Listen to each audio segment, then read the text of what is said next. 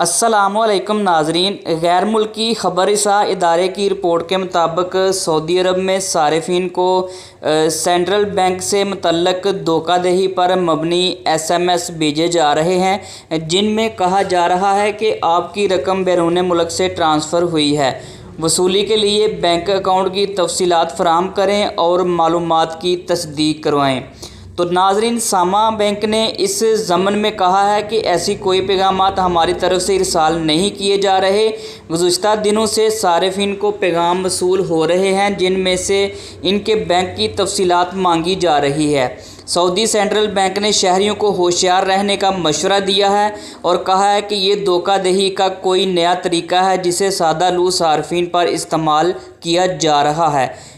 Bank क्वाइफ किसी के साथ शेयर मत करें।